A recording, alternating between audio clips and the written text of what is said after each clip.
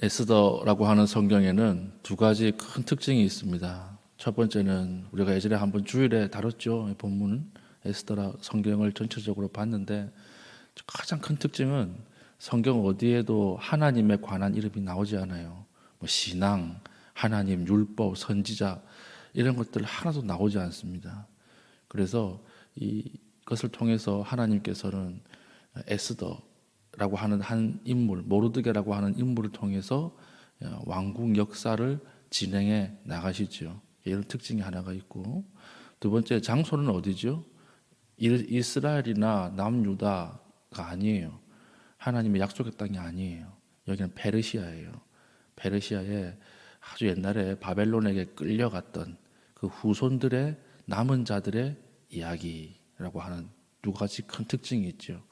그래서 이 두 가지 큰 특징을 통해서 알 수 있는 메시지가 무엇이냐? 페르시아라고 하는 나라에서 일어나는 하나님에 대한 이야기, 이것을 볼 때 하나님은 지역신이 아니라는 거죠. 그 당시에 모든 신 개념은 지역신 개념이었습니다. 그래서 국가가 전쟁을 할 때 신과 신의 전쟁이라고 생각을 했던 것입니다. 그런데 오늘 에스더라고 하는 본문을 통해서 우리는 어떤 하나님을 알 수가 있느냐? 지역에 갇혀 있지 않는 하나님, 전 세계를 통치하시는 하나님, 이 하나님을 우리가 알 수가 있고요. 그리고 또 에스더에 대한 이야기를 통해서 하나님의 이름이나 선지자가 등장하지 않음에도 하나님의 뜻대로 이루어지죠, 일이. 이걸 통해서 우리가 알 수 있는 것은 무엇이었습니까? 숨어 계시는 하나님이라고 하는 거예요.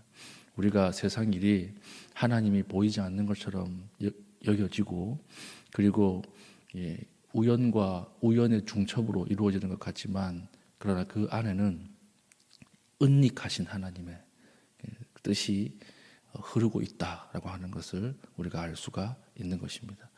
그래서 오늘 우리가 읽은 본문은요, 이제 와스디 아하수에로 왕의 왕비가 폐위가 되고 그 뒤에 이제 에스더가 왕비로 세움을 받는 두 번의 잔치 가운데 끼어 있는 본문이죠. 첫 번째 잔치는 이제 아하수에로가 세계사에서는 크세르크세스라고 하는 왕이었습니다. 페르시아의 아하수에로라고 하는 왕이 127도를 다스리는 어마어마한 왕인데 첫 번째 잔치를 벌려요. 왜 벌립니까? 전쟁하려고. 전쟁을 준비해야 되는데 우리가 얼마나 큰 힘을 가지고 있는가를 과시하기 위해서 잔치를 벌리죠. 이 잔치에 이제 모든 제후들을 다 모으는 거예요. 다 모아서 전쟁에 참여해라. 우리가 이 정도의 힘을 가지고 있으니까 참여하면 무조건 이긴다. 이렇게 이제 잔치를 벌리는데 그 잔치에서 어떤 일이 일어나요? 왕비가 폐위되죠.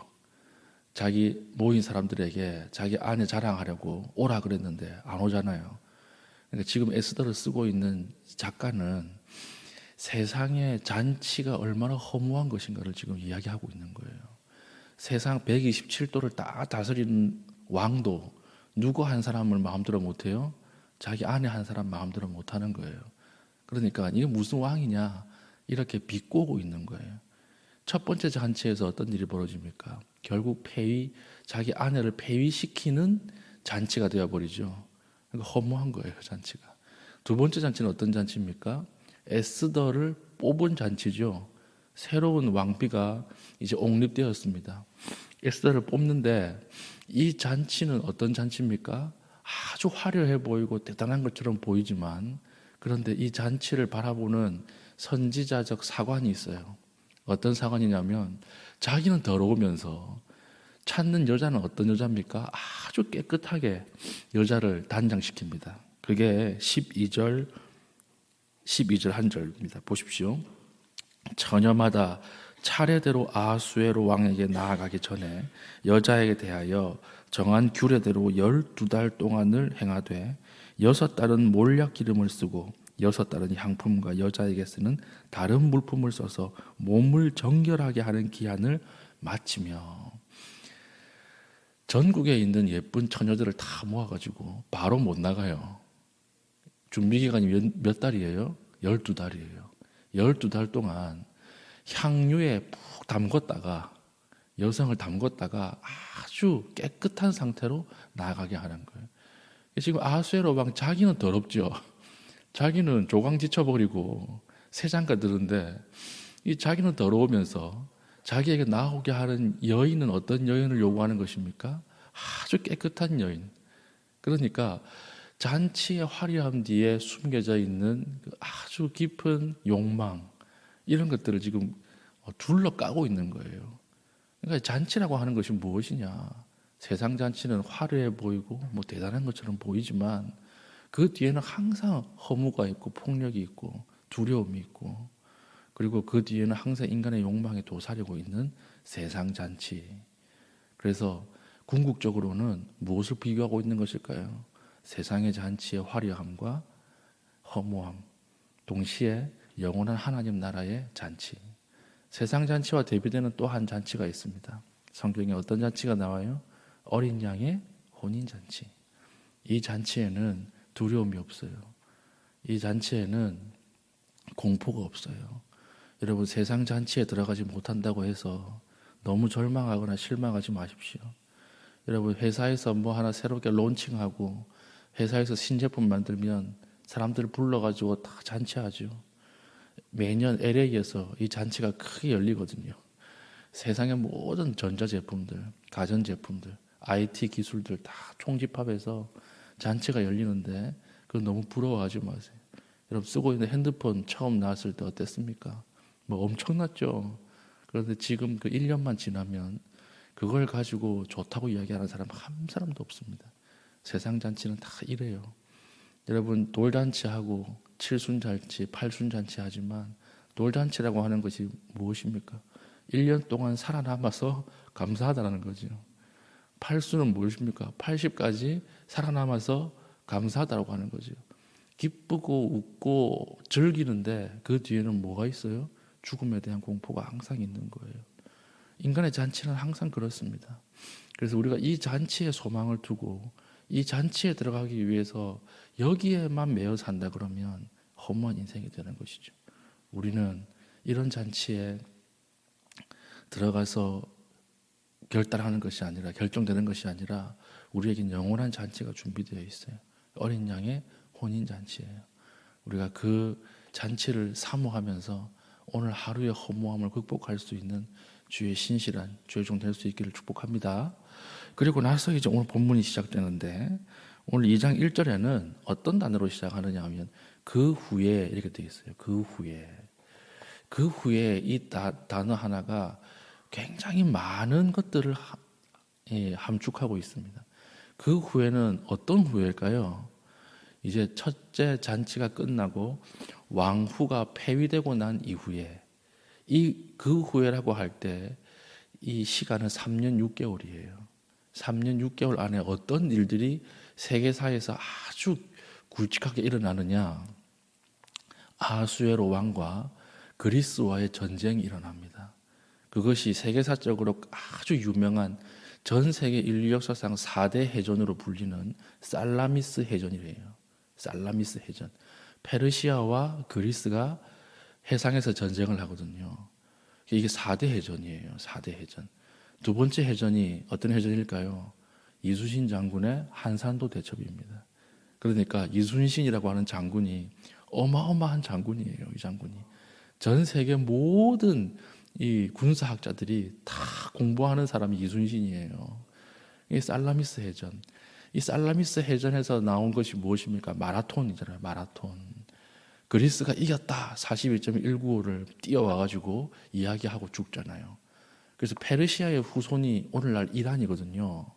그래서 이란 사람들은 절대 마라톤을 하지 않습니다. 그래서 올림픽이 열릴 때마다 지금까지 역사상 한 번도 이란 사람들은요 마라톤 선수를 배출한 적이 없어요. 참가한 적이 없어요. 그리고 심지어 이란에서 올림픽이 열렸을 때 마라톤 안 했습니다. 왜냐하면 이렇게 엄청난 패배를 한 전쟁이거든요. 그 후손들은 마라톤 안 해요. 그러니까 오늘 이 아하수에로 왕이 그 후에 이 3년 6개월 동안에 살라미스 해전에서 패한 거예요. 패하고 이제 돌아와가고 있으니까 그 후에 아하수에로 왕의 노가 그쳤다 이렇게 돼 있죠. 그러니까 지금 노가 그쳤다 이 말은 무슨 말이냐면 패하고 나서 주변에 인물이 아무도 없는 거예요. 자기를 지지해 주는 사람이 아무도 없는 거예요. 그러니까 내가 지금 무슨 짓을 한 것인가 이렇게 앉아 있는 것입니다. 내 조광지처 쫓아내고 내가 지금 무슨 짓을 한 것인가. 이럴 때 옆에 있던 간신들이 다가오는 거예요. 내시들이 다가오는 거예요. 내시들이 처음에 뭐라고 부추겼습니까? 왕후 나오라고 했는데 안 나왔을 때 옆에 있던 내시들이 저 왕후 폐위시키십시오. 저 가만히 뒀다가는 큰일 납니다.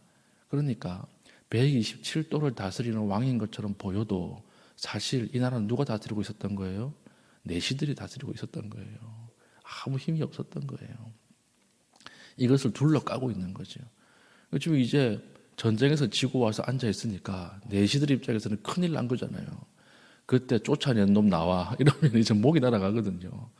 또 옆에 와가지고 자기들 살려고 뭐라고 이야기해요? 처녀를 다 모아가지고 세상것 드십시오 이렇게 얘기하는 거예요. 세상것 드세요. 이러니까 그 욕망에 어떻게 되겠습니까? 그 말을 왕이 좋게 여겨 그대로 행하니라. 그러니까 아주 지금 돌려서 우습게 까고 있는 거예요. 왕을. 페르시아라고 하는 이 나라 아무것도 아니다 하나님 앞에. 이것은 뭐 왕도 아무것도 아니다. 왕이 다스리는 것처럼 보이지만 실제로 그 주인은 하나님이다. 뒤에 숨어 계신 하나님이다. 그리고 나서 이제 전국에서 처녀들을 데리고 와서 이제 이 짓을 하는 겁니다. 12달 동안 재워놨다가 향품에 나아가게 하는 거예요. 그러나 하나님께서 어떤 사람을 준비하십니까? 이때 에스더라고 하는 한 여인을 준비해 두신 거죠. 원래 왕이 왕비를 뽑을 때는 아주 힘 있는 가문에서 뽑아요. 그럴 거 아닙니까? 진짜 힘 있는 가문에서 뽑을 거 아니에요. 그런데 여기에서 보면 힘 있는 가문에서 안 뽑아요. 이것들도 내시의 어떤 세력이에요. 힘 있는 가문에서 뽑으면 어떻게 돼요? 자기들 마음대로 할 수가 없거든. 그러니까 아주 공개 추첨 형식으로, 공개 오디션 형식으로 보면서 아주 보잘것없는 가문에서 왕비가 나오도록 하는 것입니다. 예쁜 사람, 왕의 마음에 드는 사람. 그러니까 누가 뽑히는 거예요? 아무런 이름도 없고 가문에 내세울 것 없는 모르드게라고 하는 사람이 등장하잖아요. 이게 하나님의 섭리예요. 우연인 것처럼 이어지는 것 같이 보여도 그 뒤에 하나님이 한 사람을 준비하고 계셨던 거죠. 모르드게라고 하는 사람 설명이 어떻게 나옵니까? 5절부터 쭉 보겠습니다. 도성 수산에 한 유다인이 있으니 이름은 모르드게라. 그는 베냐민 자손이니 기스의 증손이요 시므이의 손자요 야일의 아들이라. 전에 바벨론 왕 느부갓네살이 예루살렘에서 유다 왕 여고냐와 백성을 사로잡아 갈 때에 모르드게도 함께 사로잡혔더라. 언제 온 사람이에요? 예전 이스라엘이 망할 때 바벨론에 포로로 끌려갈 때 그때 끌려가서 바벨론이 페르시아에게 먹히잖아요. 그러면서 그때까지 남아 있었던 사람이에요. 그러니까 포로예요, 포로. 아무런 힘도 없고 아무런 백도 없는 포로. 모르드게라고 하는 사람인데 7절 보세요. 그의 삼촌의 딸 하다사 곧 에스더는, 에스더라고 하는 나라의 이름은 페르시아 이름이죠. 원래 이름은 뭐였어요? 하다사. 하다사. 원래 자기 이름 하다사예요. 부모가 없었으나 고아였습니다. 고아. 고아가 왕후가 될 수 있을까요? 못 되죠. 불가능하죠. 없었으나 용모가 곱고 아리따운 처녀라. 그의 부모가 죽은 후에 모르드게가 자기 딸같이 양육하였더라. 보세요. 아무런 빽이 없고 힘 없는 이 한 여인, 한 남성에게 하나님의 은혜가 스며들어가는 것입니다. 결국 어떻게 돼요? 하나님의 은총의 빛이 에스더를 통해서 드러나니까 왕이 얼굴을 보고 한 번 더 보고 싶어지는 거예요. 또 보고 싶어지는 거예요. 이상한 거예요. 왜 저렇게 예쁘지? 이것은 에스더의 미모가 출중하다 이런 뜻도 되지만 그 얼굴빛에 하나님의 은혜의 빛이 서려 있었던 것입니다. 사람으로 하여금 한 번 더 보게 만드는 거예요. 이런 사람들이 있죠. 우리 주변에 보면 뭐 대단한 것처럼 보이지 않는데 이상하게 좋은 사람이 있다고요. 이상하게 뭐 해주고 싶은 사람이 있단 말이에요. 이런 은혜가 에스더의 삶과 모르드게의 삶에 스며 들어온 거예요. 이걸 보면 무엇을 알 수 있습니까?